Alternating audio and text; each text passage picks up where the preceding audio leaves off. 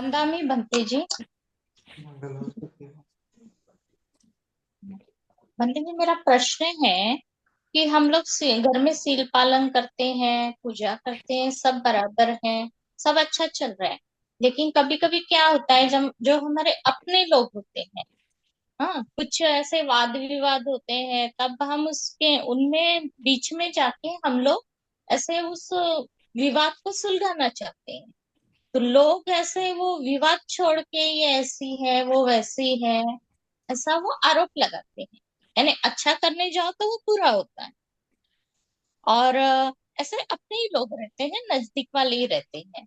और मेरा आदत है कि मुझे सिंपल पसंद है, ज्यादा बात करना पसंद नहीं है। तो लोगों को लगता है कि ये अपने से नहीं है, हाँ, ये निंदा नहीं करती, अपनी जैसी चुगली नहीं करती, अपनी जैसी घूमती नहीं है, तो ऐसे इग्नोर करते हैं। तो उसका थोड़ा कभी दुख होता है कि लोग ऐसा क्यों करते हैं। तो उस सिचुएशन में मैं शांत या अपने इसमें कैसे रहूं, धमका वजह से। हम्म, तो दरअसल ये ये सभी जो लोग हैं ना, इसको पृथुकजन बोला है ना। पृथुकजन बोला है पाली भाषा में पुथुजना। पुथुजना कैसे होते हैं कि उनको धम्म समझ में नहीं आता है, और वो अपने ही मद मस्ती में मतलब रहते हैं। जैसे है ना, हम चुगली कर रहे हैं तो उनको बहुत एंजॉय आता है उसमें करने में, और दूसरा नहीं कर रहा है तो उसके बारे में भी वो चुगली करने लगते हैं। तो ये लोग दरअसल ऐसे होते हैं जो काम भोगों की चीजों में लिप्त होते हैं। उनको पता ही नहीं है कि सुख क्या है, दुख क्या है। वो जो कर रहे हैं वो दुख है, उनको पता ही नहीं है। इसके कारण, पता नहीं होने के कारण, उनको अज्ञानी कहा है। उनको आश्रव अतीत कहा है। कि जो आश्रव, आश्रव में, आश्रव का अर्थ क्या होता है कि जो आसवा, है ना। आश्रव का अर्थ होता है कि दारू, है ना, नशा। जिस प्रकार से एक आधा जो नशा पीने वाला व्यक्ति होता है वो नशे में धुंध होता है, उसको पता नहीं चलता, बेहोशी में होता है, उसको पता नहीं चलता कि उसके साथ क्या हो रहा है। उस प्रकार ये जो पृथुकजन होते हैं संसार में, जिनको धर्म पता नहीं होता, जो असुतवा होते हैं, वो लोग जो है आश्रवातीत में, आश्रव में एंजॉय करते हैं। उनको लगता है कि हाँ, हम ये कर रहे हैं, बहुत अच्छा अच्छा कर रहे हैं, है ना। हम ये एंटरटेनमेंट, ये प्लेजर के साथ जो कर रहे हैं चीजें, किसी का मजाक उड़ा रहे हैं और खुश हो रहे हैं, तो ये चीजें क्या है, आश्रव, आश्रव है ना। इसको शराब के जैसा बोला है भगवान बुद्ध ने कि ये पृथुकजन है, ये एकदम शराबी की तरह होते हैं। इनको पता ही नहीं होता कि हमारे साथ क्या चल रहा है, हम क्या कर रहे हैं, किस लिए जी रहे हैं। तो ये, इनके ऊपर हमें क्या करना चाहिए, करुणा करनी चाहिए, है ना। कि बेचारे अज्ञानी हैं। अज्ञानी व्यक्ति ने अगर हमें कुछ कहा, हमें कुछ बुरा भरा बुरा कहा, तो उस पर हमें क्या करना चाहिए, कुछ राग व्यक्त नहीं करना चाहिए, दोष व्यक्त नहीं करना चाहिए, द्वेष व्यक्त नहीं करना चाहिए, है ना। क्योंकि वो तो अज्ञानी है, वो तो इस संसार के भौतिक सुखों में लिप्त है। उनको धर्म पता नहीं है, उनको धर्म पता नहीं होने के कारण वो सुख जो है, लौकिक लोकोत्तर सुख जो है, भगवान ने जैसा बताया है, उस सुख को नहीं जानते हैं। कि वो पुण्य के सुख को नहीं जानते हैं। वो तो केवल जो पाप से उनको मजा आ रहा है, जो दुख है उससे जो मजा आ रहा है, उसमें ही वो लिप्त है। तो ऐसे लोगों के साथ क्या मैत्री करना, है ना। भगवान ने बताया ना, असेवना च बालानां पंडितानां च सेवना, पूजा च पूजनीयानां एतम् मंगलमत्तमम्। कि जो ऐसे बाल बुद्धि वाले लोग हैं, आश्रम में है, पृथुक जन है, उनके साथ हमें नहीं रहना है। उनको छोड़ दो, वो नहीं भी बोलेंगे तो कुछ ये नहीं होने वाला, हमारा कुछ बिगड़ने वाला नहीं है। क्योंकि हमारे पास धर्म है। हमें हमेशा विचार करना चाहिए कि मेरे पास धर्म है, तो मुझे डरने की कोई आवश्यकता नहीं, मैं अकेला नहीं हूँ, मेरे पास धम्म है ना। और ये मेरे कर्म है, कुशल कर्म के, जो मुझे हमेशा दायाद बनेंगे। भगवान ने बोला है कि कम्मस्य कोमि कम्म योनि कम्म बंधु कम्म प्रतिसरणो, है ना। कम्म दायादो यं कम्मं करिष्यामीति पाकं वा कुशलं वा तस्य दायादो होति भविष्यामीति। कि हमारे कर्मों के जिम्मेदार हम हैं, उसके कर्म के जिम्मेदार वो है ना। मैं, भले वो चाहे लाख कोशिश करे कि हमें उनके जैसा बनाने की कोशिश करे, है ना, हमें वो बिगाड़ने की कोशिश करे, लेकिन हमें हमें हमेशा हमें कुशल कर्मों पर टिके रहना चाहिए। भले हमें इस वक्त कठिनाइयां हो सकती है उस रास्ते में चलने में, है ना, हम अकेला फील कर सकते हैं, लेकिन वो क्या है कि हम मतलब क्या है कि धर्म की परीक्षा ही है, ऐसा ही हम कह सकते हैं। और जब आपके पाप के कर्म धुल जाएंगे, जब आपके पाप के विकार खत्म हो जाएंगे, तब आपको कुशल के विकार जब आनेंगे, कुशल के विपाक जब आने लगेंगे, तो क्या होता है कि हमें सुख ही सुख नजर आएगा, है ना। भगवान ने बोला है कि पापी व्यक्ति तब तक पाप में मजा लेता है कि जब तक उसको पाप के विपाक नहीं आने लगती, है ना, तब तक वो लिप्त रहता है, पाप को अच्छा अच्छा समझता है। लेकिन जब विपाक आने लगता है तो वो क्रंदन करने लगता है, दुख समझने लगता है, फिर उसको लास्ट में जाके पछतावा होता है, अरे यार मैंने ये बुरा किया। तो ऐसा क्यों होता है? क्योंकि उसको दुख समझ में आता है, पाप के कारण हुआ दुख उसको समझ में आता है। उसी प्रकार भगवान ने समझाया धम्मपद में कि जो कुशल है, कुशल कर्मों वाला व्यक्ति को तब तक दुख होता है कि जब तक कुशल कर्मों के विपाक नहीं आती, है ना। तो ऐसा हमें समझना है कि अभी तो ये पाप कर्मों का विपाक का फेज चल रहा है, हमारे कुशल कर्म इतने बलवान नहीं है। लेकिन जब हमारे कुशल कर्म बलवान होंगे तब हमें सुख ही सुख है आगे, है ना। तो इस प्रकार से हमें सोचना है, धम्म के मार्ग को हमें कभी धम्म के मार्ग से हमें कभी डगमगाना नहीं है। भले ही कोई साथ छोड़ जाए, भले ही हमारे रिश्ते नाते टूट जाए, भले हमारे माता पिता रूठ जाए, भले हमारे पुत्र रूठ जाए, पति रूठ जाए, कोई भी हो जाए, है ना, हम अकेला पड़ जाए, हमें अकेले कोई मारे पीटे, लेकिन फिर भी हमें धम्म का रास्ता नहीं छोड़ना चाहिए। क्योंकि ये धम्म ही आपको आगे तारने वाला है, आपको सुगति की ओर, निर्वाण की ओर ले जाने वाला है। ये लोग नहीं ले जाने वाले हैं, आपके कर्म, है ना। आप धर्म का रास्ता छोड़ गए तो आपके कर्म भी अकुशल हो जाएंगे। तो इसीलिए लोग छूटते तो छूटने दो, धम्म हमें नहीं छोड़ना चाहिए, है ना। ऐसे बहुत सारे एग्जाम्पल होते हैं कि लोग बोलते हैं कि अगर बंदी जी मैं उस समय झूठ नहीं बोलूंगा तो बहुत सारा नुकसान हो जाएगा। हो जाने दो नुकसान, है ना। एक बार नुकसान होगा, दो बार नुकसान होगा, तीन बार नुकसान होगा, लेकिन आप जो है जब सुख के विपाक आएंगे, कुशल के विपाक आएंगे आपके, तो आपको सुख ही सुख होगा, है ना। वो सुख आपसे कोई फिर ले जा नहीं सकता है। तो इस प्रकार से धम्म के साथ रहना है। ये भौतिक जगत में जो कुछ भी हो रहा है, रिश्ते नाते, वो केवल केवल और केवल योगायोग है, केवल और केवल क्या है कि संयोग है, संयोग मात्र है। उस संयोग के साथ हमें चिपकाव नहीं रखना है। चिपकाव तो हमें हमारे कुशल कर्मों के प्रति रखना है ना, धम्म के प्रति रखना है कि जो हमें हमें आगे सुगति की ओर, निर्वाण की ओर ले जाने वाला है ना। आपके साथ बहुत सारे धम्म परिवार हैं, आपको अगर लगे कि किसी के साथ बातें वगैरह करनी है तो आप यहाँ पे जाके कर सकते हैं। बहुत सारे आपके ग्रुप भी हैं, तो ग्रुप में भी जाके धर्म चर्चा वगैरह कर सकते हैं, है ना। लेकिन ज्यादा से ज्यादा ऐसे सिचुएशन में ध्यान किया करो। मेडिटेशन करने से क्या होता है कि हमें जो आध्यात्मिक सुख है, ध्यान का सुख है ना, भले ही निर्वाण का सुख नहीं, लेकिन ध्यान का सुख मिल सकता है। और ध्यान का सुख से ही क्या होता है कि ये काम भोग का सुख हमें फिर तुच्छ दिखने लगता है ना। हमें शांति का सुख ही बहुत अच्छा लगने लगता है कि अरे शांति के सुख के अलावा कोई सुख है ही नहीं, है ना। अशांति का सुख कुछ काम का नहीं है, दो पल का सुख है। तो इस प्रकार से जब ध्यान का सुख आने लगेगा तो अपने आप हम किसी को लेना देना नहीं रहेगा हमें, और हम हमें अपने आप में खुश रहेंगे। हम एक ध्यान में ही खुश रहेंगे, एक सांस है और हम हैं और हम खुश हैं। इस प्रकार से जब वो आएगा तो आपको एक जीने का एक नया ढंग आएगा, है ना। सुख की अनुभूति आएंगी, नए सुख की अनुभूति आएंगी, आगे चल के निर्वाण के सुख की अनुभूति अनुभूति आएंगे, तो वो और भी बेहतर है। तो इस प्रकार से सोचना चाहिए, इन प्रथुजनों के साथ लिप्त नहीं होना चाहिए, उनका साथ हमेशा छोड़ देना चाहिए। भले वो आपके साथ कांटेक्ट बनाने की कोशिश करें, फिर भी उनके साथ कांटेक्ट नहीं करना चाहिए। हमारा जो है ना, हमें पीस जो है कभी भी खोनी नहीं चाहिए, शांति जो है, धम्म जो है कभी खोना नहीं चाहिए, है ना। इस प्रकार से धम्म के साथ बढ़ते रहिए, हमारे हम आपके साथ हमेशा मंगल मित्र रहेंगे, है ना। आपका कल्याण मंगल हो। साधु साधु साधु। साधु साधु। साधु साधु साधु। बंटी जी, मुझे प्रश्न पूछना था वेदनानुसति के ऊपर। मैं मैत्री साधना भी करता हूँ, अभी सती पट्ठन का भी भावना कर रहा हूँ।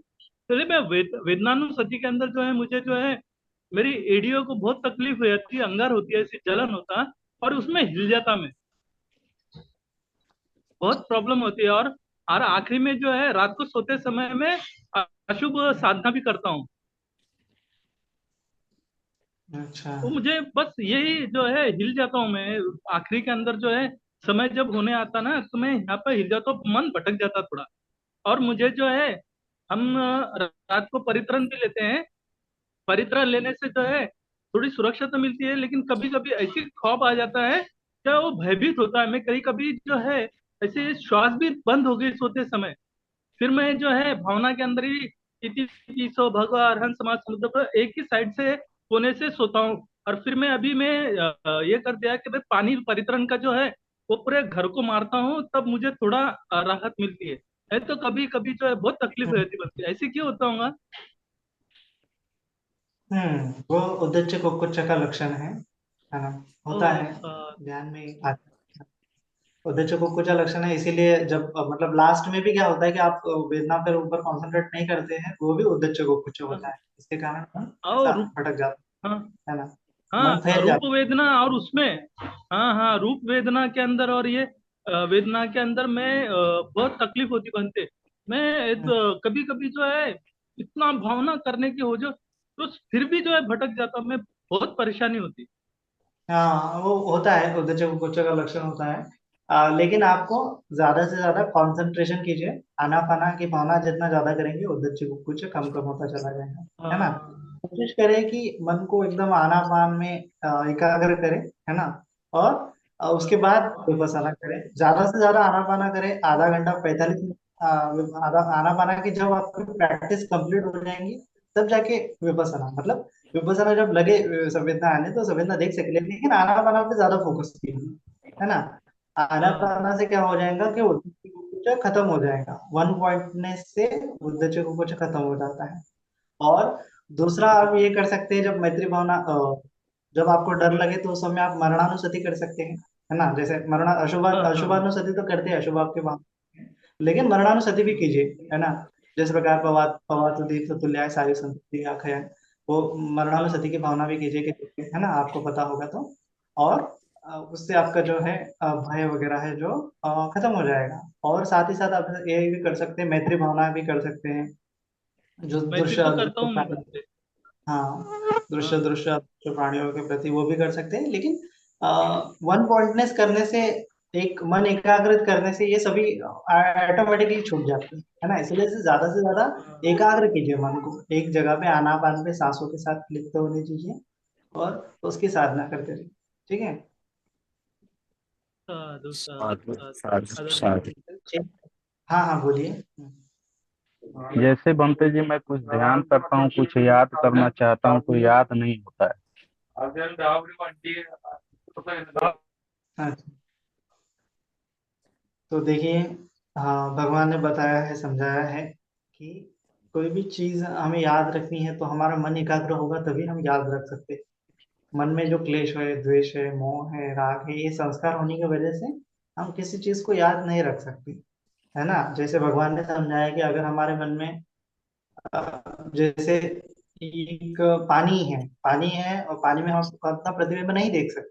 क्यों नहीं देख सकते? तो अगर पानी जो है उसमें कलर है, कलर डाला हुआ है, गंदगी है, तो पानी में हम अच्छा प्रतिबिंब नहीं देख सकते। है ना। तो इसी प्रकार हमारा चित्त मैला है, तो हम किसी चीज को याद नहीं रख सकते। मन एकाग्र नहीं है, तो किसी चीज को याद नहीं रख सकते। उसके बाद पानी उबला हुआ है, उबल रहा है, तो उसमें भी हम हमारा प्रतिबिंब नहीं देख सकते।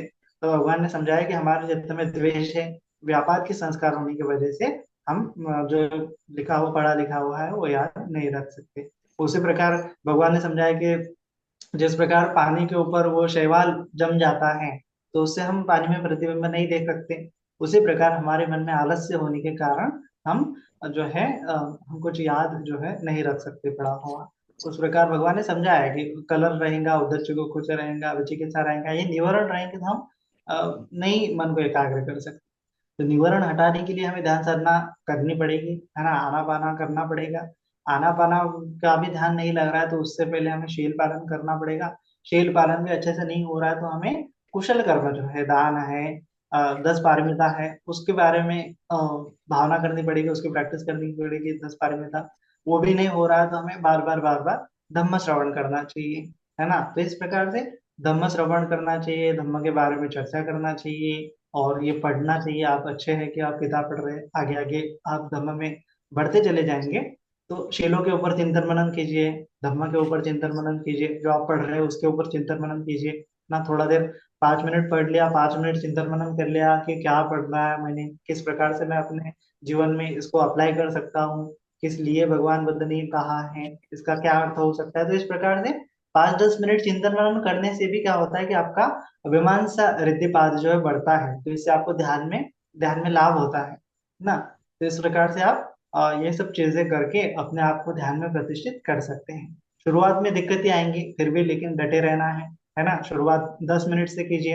एटलीस्ट 10 मिनट बस बैठना ही बैठना है, 15 मिनट बैठना ही बैठना है। एक हफ्ते बाद फिर टाइम बढ़ा दीजिए 5 मिनट। है ना। तो एक हफ्ते में कैसा होगा कि आपका 1-2 दिन मन लगेगा, फिर तीसरे दिन नहीं लगेगा, फिर आपको लगेगा कि बैठो क्यों। है ना। नहीं बैठना चाहिए, लेकिन फिर भी बैठना है। मन नहीं लगेगा, फिर भी बैठना है। एक ही टाइम पे बैठना है। समझो 7 बजे बैठ रहे हो शाम को, तो 7 बजे बैठना है। 15 मिनट ही बैठना है तो 15 मिनट ही बैठना है, भले ही ध्यान ना लगे, भले ही सांस पर मन एकाग्र हो नहीं हो, लेकिन कंटिन्यूअस बैठना है। तो ऐसा अगर आप 7 से 10 दिन तक करोगे तो मतलब 100% है कि आपका ध्यान लग ही जाएगा। लेकिन आपको बैठना ही बैठना है ना, वो प्रयास करना है, वो सम्यक व्यायाम करना है ना। तो इस प्रकार से आप जो है साधना के लिए अपने आप को उत्साही करके, अपने आप को श्रद्धावान करके, अपने आप को कॉन्फिडेंस करके बैठ सकते हैं और धम्म में आगे आगे बढ़ सकते साधु साधु साधु। लक्षा जी अपना माइक अनम्यूट कीजिए। प्रणामी बनते जी। मुझे 3 वर्ड्स के मतलब नहीं समझ में आते। 10 पारमी में से निकम्मा मतलब क्या होता है, और एक अग्र श्रावक का मतलब मुझे अभी तक नहीं पता है। हैं। ओके। और 10 पारमी में से जो वीर्य और अधिष्ठान में डिफरेंस क्या होता है? वीर्य भी वही होता है आई थिंक जो हम लोग प्रयत्न करते हैं, और अधिष्ठान में भी तो हम अपने से नहीं हो सकता है, उससे ज्यादा कुछ करने की ट्राई करते हैं, कैपेसिटी के बाहर का। तो इन दोनों में से डिफरेंस और ये 2 वर्ड्स के मतलब निकम्मा और अग्र श्रावक। हम्म, तो अग्र श्रावक का मतलब होता है कि जो भगवान बुद्ध के समय में जो अग्र होते हैं, है ना, जैसे कि जो अपने सारिपुत्र स्थविर जो है प्रज्ञा में अग्र होते हैं, प्रज्ञा, है ना, प्रज्ञा उनके जैसा प्रज्ञावान संघ में कोई नहीं, तो वो प्रज्ञा में अग्र होने के कारण उनको अग्र श्रावक कहा है, प्रज्ञा में अग्र है। और संघ में देखेंगे तो मोगलायन ग्रंथ जी के जैसा, मोगलायन स्थविर के जैसा कोई रिद्धिवान नहीं, तो रिद्धि में अग्र कौन है? मोगलायन स्थविर है ना। तो इस प्रकार से वो अग्र है, एक चीज में तो अग्र अग्र है ना। उसके बाद जो सेवा करने में आनंद तविर अग्र है ना। बहुश्रुत होने में, बहुत सारा नॉलेज होने में कौन अग्र है? उनके जैसा किसी के पास नॉलेज नहीं है, वो है आनंद तविर है, तो ये अग्र श्रावक है। तो इस प्रकार से भगवान बुद्ध ने बताया है कि ये इस चीज में अग्र है, वो इस चीज में अग्र है, ये कोई धम्म बताने में अग्र है, कोई धम्म सिखाने में अग्र है, कोई फॉलोअर जुटाने में अग्र है, कोई धम्म का प्रचार प्रसार करने में अग्र है, कोई धम्म कथिक है, कोई धम्म धारण करने में अग्र है, कोई बहुश्रुत है। तो इस प्रकार से अग्र है, किसी चीज में तो कोई ना कोई अग्र है। तो ऐसे कुछ कुछ भिक्षु अग्र है, तो कोई भिक्षुणियां भी अग्र है ना। भगवान बुद्ध के जैसे राइट हैंड सारिपुत्र स्थविर है, और भिक्षु संघ में और मोगलायन है, उसी प्रकार से भिक्षुणी संघ में भी खेमा और उत्पल वर्णा, ये दोनों राइट हैंड लेफ्ट हैंड है। और उपासक संघ में भी अग्र है ना, चित्त गृहपति हत्तक आलवत, ये दोनों अग्र हैं। अ, दान देने में सबसे अग्र जो है अनाथ पिंडक है। अग्र श्रावक वो भी मतलब तीन ये है। श्रावक का मतलब है कि जो भगवान बुद्ध के श्रावक संघ में आते हैं, उसमें भिक्षु संघ भी है, भिक्षुणी संघ भी है, उपासक संघ में भी कोई अग्र है, और उपासिका संघ में भी कोई अग्र है। जैसे विशाखा है जो सेवा करने में अग्र है। तो इस प्रकार से ये अग्र श्रावक होते हैं। तो भगवान बुद्ध के समय में भगवान ने केवल 75 लोगों को ये अग्र अग्र कह के पुकारा है कि ये इस चीज में अग्र है, वो उस चीज में अग्र है। आपको अगर पढ़ना है उसके बारे में तो अंगुत्तर निकाय में एकक निपात में वो आपको उनके नाम जो है मिल जाएंगे। और ये ऐसे। तो हो गया अग्र श्रावक का। उसके बाद आते पारमिता पे। पारमिता में देखेंगे तो निखम पारमिता का मतलब होता है कि त्याग, है ना। और ये त्याग का तो, ये तो भौतिक चीजों का त्याग तो वो दान का अंग होता है, भौतिक चीज का त्याग कर लिया। लेकिन नेखम का अर्थ है कि मन से जो त्याग हुआ होता है, लोभ लोभ का त्याग, देश का त्याग, मोह का त्याग। नेखम पारमिता का अर्थ वो होता है। उसके बाद वीर्य का अर्थ होता है कि परिश्रम करना। परिश्रम करना माने कि ध्यान में जो परिश्रम कर रहे हैं हम, जैसे मन भटक रहा है, तो मन को ऐसे खींच के लाएंगे, अरे मन भटक रहा है, उसको एक एक जगह पे लाना है। तो वो क्या होता है? वीर्य होता है। थोड़ा थोड़ा एफर्ट्स करना, थोड़े थोड़े पुरुषार्थ करना। और हर चीज में हम एफर्ट्स करते ही रहते हैं, है ना। अगर एफर्ट्स नहीं करेंगे तो हम काया के द्वारा, मन के द्वारा, वाचा के द्वारा कर्म कर ही नहीं सकते, है ना। तो इस प्रकार से एफर्ट्स का अर्थ होता है कि छोटे छोटे एफर्ट्स करना, है ना। जैसे मन भटक रहा है तो एक जगह पे लाना।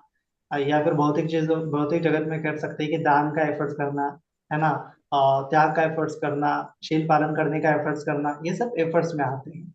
और एफर्ट्स और नेकम्म के बारे में अगर आपको पढ़ना है तो एक द्वेधा वितक्क सूत्र है ना, या फिर वितक्क संठान सूत्र है, जो परिवर्तित धम्मा यूट्यूब चैनल पे आपको मिलेगा। 2 सूत्र मध्यम निकाय के हैं, बहुत अच्छे से हमने विस्तार से उसमें बताया कि किस प्रकार से ये नेकम्मा वितर्क होता है। ये निकम्मा वितर्क होता है, उसके बाद अव्यापाद वितर्क होता है, तो उसके बारे में अच्छे से एक्सप्लेन किया है। और वीर्य भी उसका ही अर्थ है कि वीर्य, त्याग का वीर्य करना, मोह को हटाने का वीर्य करना, सम्यक व्यायाम में जो आता है वो वीर्य का आता है, वीर्य करना होता है। और उसके बाद अधिष्ठान होता है कि किसी चीज को करने के पहले जो हम पूर्ण उत्साह लेते हैं कि नहीं, मैं अगर 1 घंटा बैठूंगा ही बैठूंगा, है ना।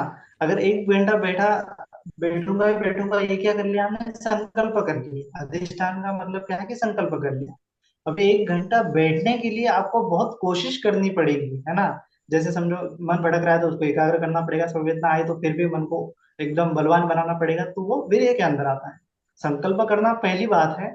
और उसके बाद होता है वीर्य का काम, कि वो संकल्प से हटना नहीं है, संकल्प से च्युत नहीं होना है, संकल्प को परिपूर्ण करना वीर्य का काम होता है ना। तो हम्म, वीर्य एक संकल्प एक बड़ा डोमेन है, और जो वीर्य है उसमें छोटे छोटे छोटे छोटे डोमेन। तो इस प्रकार से हमें संकल्प और वीर्य को समझना चाहिए, या फिर अधिष्ठान और वीर्य को समझना चाहिए। और उसके बाद निकम्मा भी आप अच्छे से, मन से जो त्याग कर रहे हैं वो निकम्मे आता है। मन किसी चीज में लिप्त हो रहा है और उसको बताना है, उसमें चिंतन मनन करना है कि ये कुछ काम का नहीं है, इस प्रकार से आप उसको मन से हटा सकते हैं। मन से हटाना किसी चीज को, उसका अर्थ ही क्या होता है, निकम्मा होता है। और मन में कुशल कर्म धारण करना, वो क्या होता है, वीर्य होता है।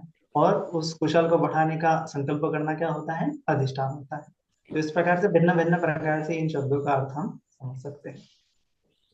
साधु साधु, थैंक यू बंटी जी। साधु साधु साधु साधु। नमो बुद्धाय वंदनामि बंते जी।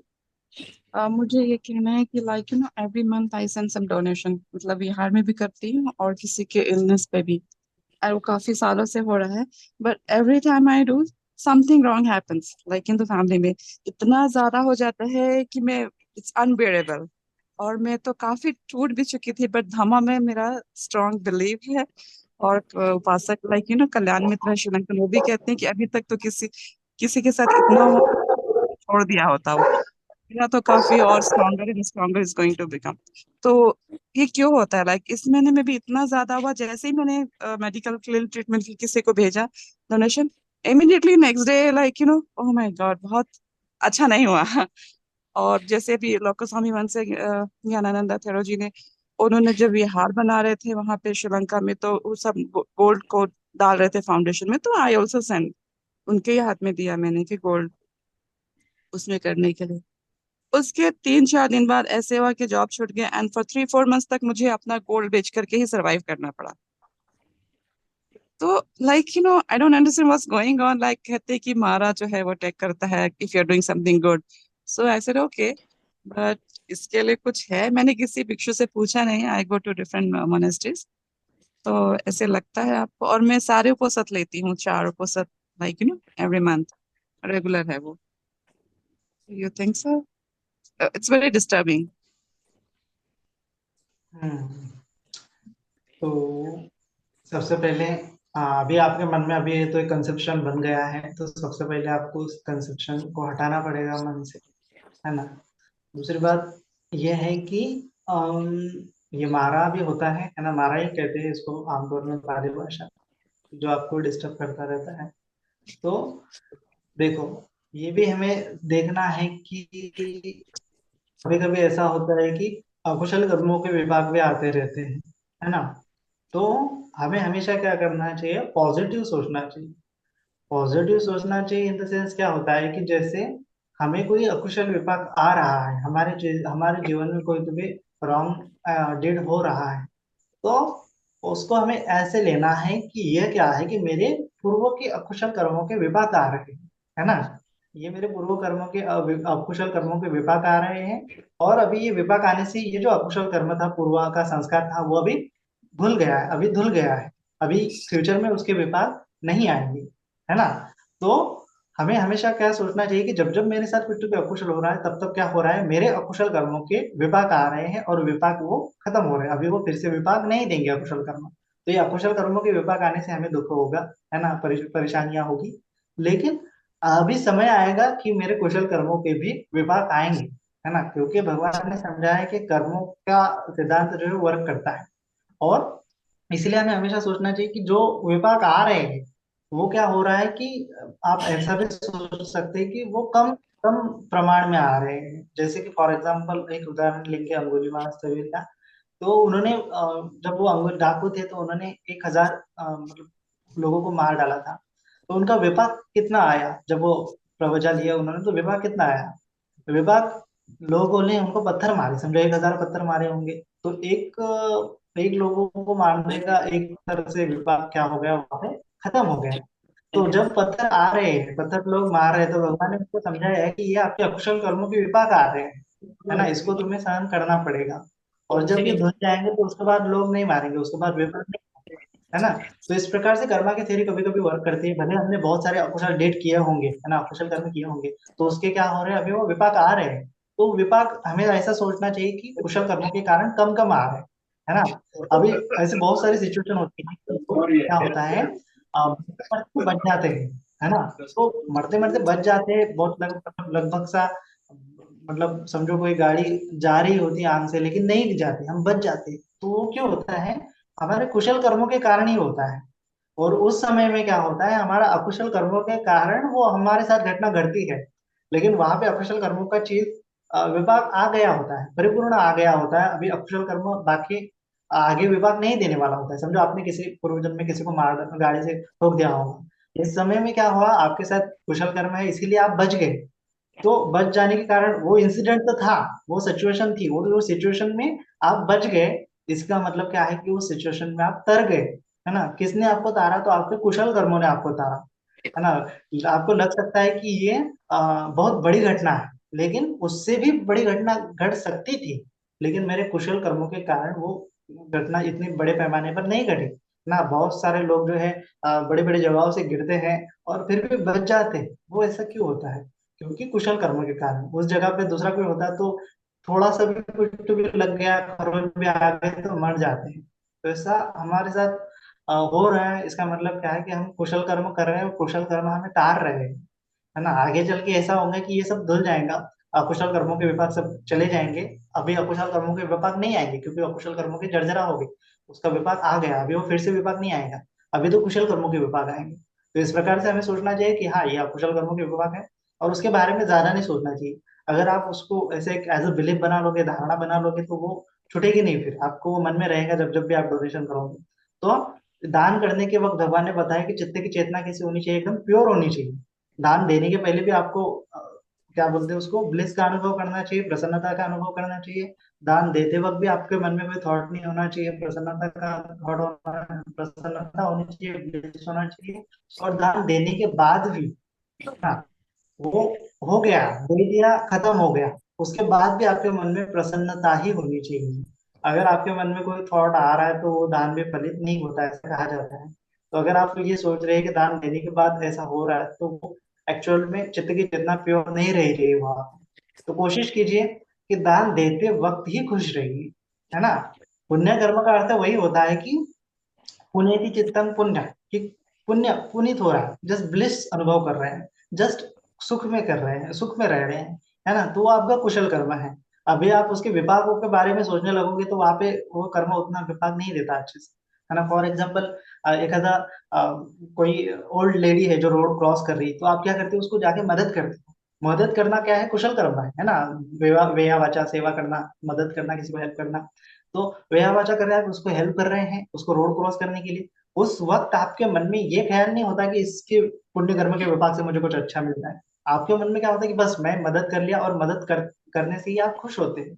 वही पुण्य कर्म है ना। उसको ही भगवान ने बोला है, पुनीति चित्तम पुण्य, पुनीत हो गया आपका चित्त। आपको कुछ चाहिए कि नहीं चाहिए कि अभिलाषा नहीं है, आप करते वक्त खुश रह रहे हैं, है ना। जैसे कोई वो बुजुर्ग आदमी है, वो कुछ भी कर रहा है, काम कर रहा है, उसे हो नहीं रहा है, वो कील ठोक रहा है, नहीं हो रहा है, तो आप क्या बोलते हैं कि लाइए मैं आपको हेल्प कर देता हूँ, भले आपको परिचय की नहीं है, लेकिन आप उसको हेल्प करते वक्त खुश होते हैं। तो वो क्या है, कुशल कर्म है। वो जो प्रसन्नता, वो जो ब्लिस है, वो जो माइंड की स्टेबिलिटी है, माइंड ब्लिस फील करता है, प्रसन्नता फील करता है, तो वो कुशल कर्म है। तो उसके विपाक आपको आते हैं, मतलब वो कर्मा के थ्योरी के अकॉर्डिंग आते हैं, आपको उसके बारे में सोचने की कोई आवश्यकता नहीं है। तो उस प्रकार से दान देते वक्त भी आपको केवल फील करना चाहिए कि हाँ, मैं कितना अच्छा कर्म कर रहा हूँ, मैं कितना खुश हूँ, मतलब खुश हूँ ऐसा बोलना नहीं है कि मैं कितना खुश हूँ, लेकिन फील करना चाहिए खुश हूँ। किसी को मदद करते वक्त जो आप ब्लिस फील करते हो, खुशी है ना, खुशी फील करते हो, वही खुशी जो है आपको दान करते वक्त करनी चाहिए। इसीलिए दान देने की चेतना भी अगर होनी चाहिए तो क्या होना चाहिए कि दूसरों को, मैं दूसरों को दे रहा हूँ, दूसरों को हेल्प कर रहा हूँ, है ना। जैसे दान देते भी हम क्यों, जैसे फॉर एग्जाम्पल कोई भिखारी है जो तपती धूप में नंगे पैर चल रहा है, तो आपको पता चलता है कि अरे वो ऐसे पैर लड़खड़ाते हुए चल रहा है, उसको नीचे से गर्म लग रहा है जमीन, है ना। तो आपको उसको दुख नजर आता है, तो आपके मन में करुणा उत्पन्न होती है, यार इसको क्या करना चाहिए, हेल्प करनी चाहिए, है ना। तो आपके मन में आता है कि उसको मैं चप्पल क्यों ना दे दूं, है ना। तो आप फिर चप्पल देते हो। तो चप्पल देने की प्रक्रिया कहाँ से शुरू हुई, करुणा से शुरू हुई, दूसरों को हेल्प करने से शुरू हुई है ना। तो करुणा से ही दान फलित होता है। उसके बाद मुदिता से भी दान फलित होता है, कि जैसे कोई मेडिटेशन कर रहा है, और मेडिटेशन कर रहा है और उसके साथ उसके साइड में जाके कोई कुत्ता भौंक रहा है, कोई बच्चा, या फिर उसको डिस्टर्ब करने की कोशिश कर रहा है, तो आप जाते हो, अरे इसको मेडिटेशन करने दो, है ना, आप उसको रोकते हो। तो क्यों ऐसा करते हो कि आप जानते हो, है ना, कि ये मेडिटेशन कर रहा है, अच्छा कर्म कर रहा है, तो उसके प्रोसेस में आप उसको हेल्प करते हो। तो वो वही क्या हो गया, आपका दान हो गया, वही आपका मतलब मुदिता हो गई। कि जैसे भिक्षु कोई है जो ध्यान तपश्चर्या करता है, निर्वाण को पाने की कोशिश करता है, तो आप हाँ ये कितना अच्छा कर्म कर रहा है, तो इसके लिए उसको भोजन दान देते हो, है ना। तो मुदिता से दान दिया जाता है। तो आपको दान देते वक्त तो वो मोद फील करना चाहिए, वो करुणा फील करनी चाहिए। और वो मनसा से प्रसन्नता का अर्थ क्या, वही है कि आपको करुणा मुदिता से होते हुए जो दान की चित्त की चेतना आनी चाहिए, है ना। तो दान देने का अर्थ ये है कि हम केवल और केवल दूसरों को मदद कर रहे हैं। अगर आपके मन में है कि मुझे उसका लाभ होना चाहिए, तो वहां पे चित्त की चेतना प्योर नहीं रह रही है ना। तो इसीलिए उसके बारे में ज्यादा सोचना नहीं चाहिए। किसी को अगर नीड है तो दान कीजिए, है ना। आपको अगर लगता है अ, कि कोई दुखिया रहा है, तो तब जाके हॉस्पिटल में भी दान कर सकते हो। भिखारी भी बहुत सारे, उनके दुख देख के करुणा मन में लाके उसको दान कीजिए। केवल और केवल मैं दूसरों के लिए दान कर रहा हूँ, मेरे लिए दान कर्म होता ही नहीं है ना। तो इस प्रकार से सोचते हुए अगर आप दान कर्म करोगे, तो वो प्रसन्न मतलब प्योर चेतना से किया हुआ, प्योर इंटेंशन से किया हुआ कर्म जो है आपको अच्छा अच्छा विपाक लाएगा, है ना। विपाकों के बारे में आपको सोचना नहीं है। विपाकों के बारे में सोचना है तब है कि जब आप शील पालन करते हैं, है ना। भगवान ने बोला है कि जब आप उपोषण पालन करते हैं, तो उस समय में आप सोच सकते हैं कि संकल्प कर सकते हैं कि मैंने जो उपोषण कर्म किया है ना, तो उस उपोषण कर्म के प्रताप से मुझे ये मिले, अच्छी जगह मिले, है ना, अच्छा ठान मिले, अच्छे सिचुएशन मिले। तो उस प्रकार से आप कर सकते हैं, है ना। तो इस प्रकार से ये थोड़ा भेद है उसमें। आप शीलानुसति कीजिए, आप त्यागानुसति की भावना भी कीजिए, है ना। त्यागानुसति शीलानुसति की भावना करने से आपको वो मन में प्रसन्नता कैसी होती है ना। जो ध्यान उसमें जब लगेगा, उपचार समाधि जब लगेगी, उपचार समाधि का जब सुख आएगा, तो आप उसको फील कर सकते हैं कि हाँ, त्यागानुसति का अर्थ, त्यागानुसति से मैंने जो त्याग किया है उसको रिमेम्बर करके जो आपको अनुभूति होगी प्रसन्नता की, वो आपको बार बार फील करनी है कि जब भी आप दान करोगे तब, है ना। तो उससे क्या हो जाएगा, आपके चित्त की चेतना प्योर हो जाएंगी, और आपको बहुत सारा मतलब विपाक आएगा उसका, अच्छा अच्छा विपाक आएगा। तो विपाक अच्छा आए ऐसी चेतना नहीं रखनी चाहिए, आ जाएगा, कोई ज्यादा इसमें घबराने की बात नहीं है ना। सब कुछ ठीक हो जाएगा, है ना। तो इसलिए धर्म कार्य करते रहिए। कार्य- वंदना जी, सुखी। मुझे ये पूछना था कि जैसे कि हम नॉर्मल लाइफ में कैसे मतलब अगर घर में तो मतलब अगर मम्मी के साथ या किसी जो अपना ब्लड रिलेशन है उनके साथ मतलब कुछ ऐसे वादा वादी हो जाती है तो हम सामने से मतलब बोल देते हैं तो हमारा मतलब वाणी वाणी का तो ये हो ही जाता है, शील तो टूट जाता है। तो बंटी जी उस टाइम हमें किस तरह से खुद को रोकना चाहिए, मतलब फिर क्या करना चाहिए एट एट वो मोमेंट में। और दूसरा क्वेश्चन ये था बंटी जी कि मैं जैसे कि विपश्यना में बैठती हूँ, मतलब आंख बंद करती हूँ तो अगर मतलब घर में कोई नहीं रहता है तो अंधेरा तो मतलब नॉर्मल मतलब कोई नहीं रहता है तो बहुत डर लगता है कि कोई आ जाए, कोई मतलब ऐसे ऐसे नॉर्मल ऐसे डर लगता है कहीं भूत प्रेत या कुछ और अंधेरे से भी डर लगता है। तो ये मुझे पूछना था। होता है, बहुत सारी इसमें होती है। मैत्री भावना कीजिए, है ना। अगर आपका इन चीजों पे विश्वास है कि कोई है वगैरह, तो आप उस समय वो नहीं वेरे न वेर समाधि कुदाचन, या फिर अवेरे नृत्य संबंधी ये सदमो सनातन दोनों ये गाथा भी बोल सकते हैं, या फिर करणी में सूत्र है उसका चांट कर सकते हैं, है ना। करणी में सूत्र से वो जो कुछ भी है भी वो आपको डिस्टर्ब नहीं करेंगे फिर, है ना। और उसके साथ साथ आना पाना की ज्यादा ज्यादा से ज्यादा प्रैक्टिस कीजिए, क्योंकि वन पॉइंट में तो ये उद्देश्य कुछ के संस्कार कम उत्पन्न होते हैं, है ना। और उसके साथ जो आपका फैमिली का क्वेश्चन है, तो उस समय में कोशिश कीजिए कि आप झूठ ना बोले, है ना। शांत रहे, मौन रहे। अगर बोलना ही है तो सम्यक वाणी का यूज कीजिए, है ना। करुणा से बोलिए, मैत्री से बोलिए, है ना। उनको बोलना है कि मुझे इन चीजों पे नहीं पढ़ना है, मुझे केवल और केवल मेरा धर्म कार्य करना है ना। आप आपका देख लो, इस प्रकार से आप कह सकते हैं। और है ना, ज्यादा तो उसमें कुछ है नहीं, है ना। तो शांत रहने की कोशिश कीजिए और मैत्री करने की कोशिश कीजिए कि ये लोग झगड़ रहे हैं ऐसा वैसा, उनके प्रति करुणा कीजिए कि कितने अज्ञानी हैं वगैरह वगैरह, है ना। तो इस प्रकार से आप मैत्री करुणा की भावना, उसके साथ करणीय मैत्र सूत्र की भावना चैंटिंग कर सकते हैं। साधु साधु साधु। वैशाली जी अपना माइक अनम्यूट कीजिए प्लीज। ये लास्ट क्वेश्चन होगा सीमा जी का। जी जी जी वैशाली जी आप अपना प्रश्न पूछिए। वंदावी भंते जी, मेरा प्रश्न ये है कि वीर्य और ये सम्यक व्यायाम, इसमें अंतर क्या होता है, इसमें क्या डिफरेंस है? कुछ भी डिफरेंस नहीं है। वीर्य कैसा है कि एक मतलब बड़ी मोटा मोटा अर्थ है, उसको अगर सम्यक रूप से सम्यक वीर्य अगर आप कहेंगे तो सम्यक वीर्य का अर्थ है सम्यक व्यायाम, है ना। जैसे बता भगवान ने बताया ना, मिथ्या दृष्टि होती है तो सम्यक दृष्टि होती है, मिथ्या संकल्प भी हो सकता है तो सम्यक संकल्प भी हो सकता है। उसी प्रकार मिथ्या वीर्य भी हो सकता है, और सम्यक वीर्य का अर्थ तो सम्यक व्यायाम ही है ना। इस प्रकार से हम समझ सकते हैं। साधु हाँ जी। साधु। सीमा जी हाँ अपना जी। माइक अनम्यूट कीजिए। नमो बुद्धाय बनते जी। नमो बुद्धाय। बंदाई बनते जी। मेरे सवाल थे कि जो व्यक्ति का परलोक हो गया है यानी कि देहांत हो गया है, हमारे रिश्तेदार जो भी कोई भी हो, तो हम उन्हें मैत्री चित्त से अगर पुण्य अनुमोदन करेंगे या फिर उनके लिए कुछ दान करेंगे उनके नाम पे, क्या उनको ये लाभ हो सकता है? बिल्कुल बिल्कुल हो सकता है, वही होता है पुण्यानुमोदन का अर्थ, वही होता है।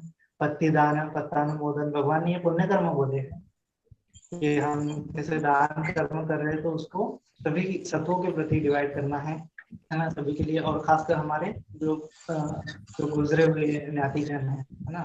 तो जैसे बिंबिसार राजा ने वेलुवन दान किया था भगवान बुद्ध को, तो उसके बाद उन्होंने अनुमोदन नहीं किया था, तो उनको उनके पूर्वज जो है उनके सपने में आ गए थे ऐसा कहा जाता है। तो भगवान को उन्होंने बोला ऐसे ऐसे सपने गिरे, तो भगवान ने कहा है कि आपके पूर्वज ही हैं, उन्होंने आपने जो है दान कर्म किया, लेकिन आपने अनुमोदन नहीं किया, पुण्य अनुमोदन नहीं किया, है ना। पत्ती दान नहीं किया, पत्रानुमोदन नहीं किया, तो इसीलिए वो फिर पुण्यानुमोदन वहां पे किया गया, है ना। तो भगवान ने वो पानी छोड़ते हैं ना ऐसा, कि जिस प्रकार से यथा वारि वहा पूरा परिपूरित सागरम एवं एवं तो दिनम पेतानम उपकपति, तो जिस प्रकार से ये पानी जो है ऊपर से नीचे की ओर जाता है ना, ऊपर ऊपर की ओर नीचे नीचे बहता है, और जैसे बादल से गिरा हुआ पानी नदियों के सहारे समंदर में जा गिरता है ना, नीचे नीचे की ओर जाता है। तो उस प्रकार से हमारा पुण्य कर्म ज्यादा है, उनका पुण्य कर्म कम है, तो क्या होता है, हम क्या कर सकते हैं, लॉ ऑफ कर्मा की वजह से, लॉ ऑफ धर्मा की वजह से, धर्म नियम और कर्म नियम की वजह से, चित्त नियम की वजह से, ये जो हमारे कुशल कर्म है उसका विपाक जो है उनके साथ शेयर कर सकते हैं, कि उसको अनुमोदन बोलते हैं, पतानुमोदन बोलते हैं, कि वो जो है उनके कर्म कम होते हैं तो हमारे कर्म ज्यादा होते हैं कुशल कर्म। तो ये कुशल कर्म क्या हो सकते हैं, चित्त की चेतना से, श्रद्धा की वजह से, जैसे बोला है ना श्रद्धा है तरती होगा, तो ये भवसागर पार जाके भी हमारी श्रद्धा वहां पे उनको पहुंच सकती है, अगर हम श्रद्धा पूर्वक वो करें ये पत्तानुमोदन प्रतिदान, तो वो उनको जाके वो कुशल कर्मों का विपाक मिलता है।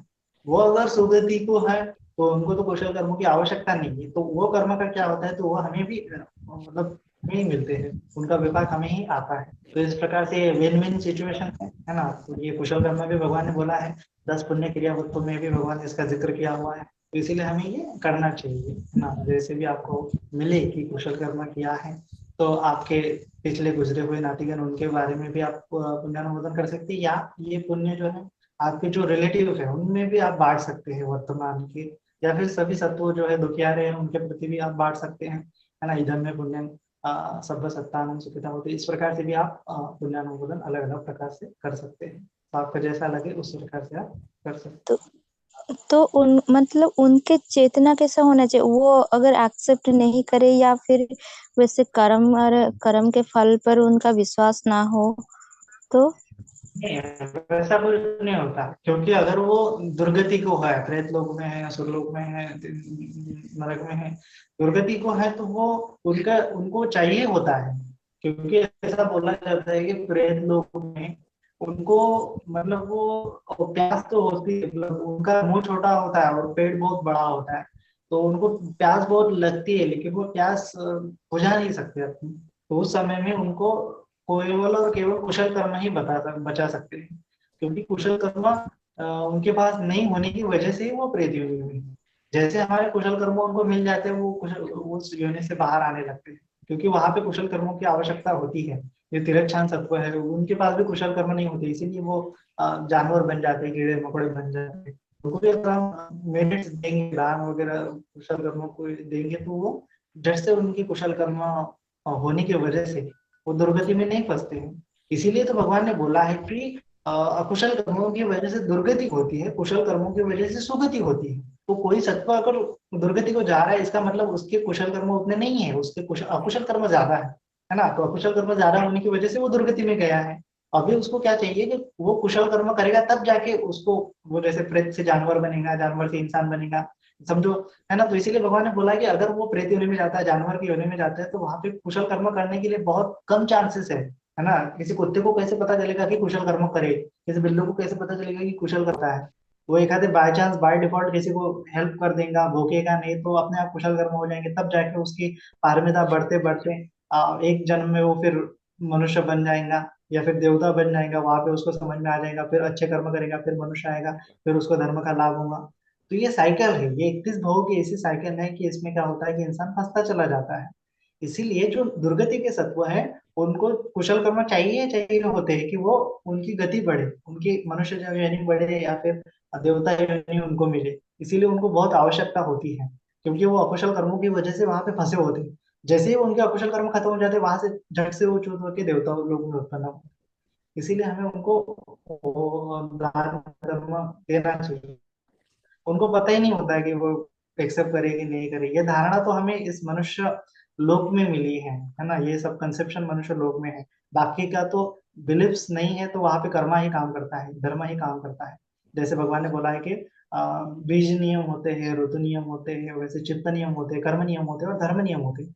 5 नियमों की वजह से ये संसार चक्र चलता है 31 लोगों का। इसीलिए हम विश्वास रखने से कुछ होता नहीं है, होता तो है केवल कुशल कर्म से और अकुशल कर्म से ना। विश्वास से केवल क्या होता है कि दुख भोग सकते हैं, लेकिन कर्मों से ही हमारी सुगति और दुर्गति होती है। तो इसीलिए ज्यादा से ज्यादा धर्म श्रवण कीजिए, ज्यादा से ज्यादा ध्यान साधना वगैरह पुण्य अर्जित कीजिए, और उनको सुगति को समान भाग में वितरित कीजिए, है ना। साधु साधु।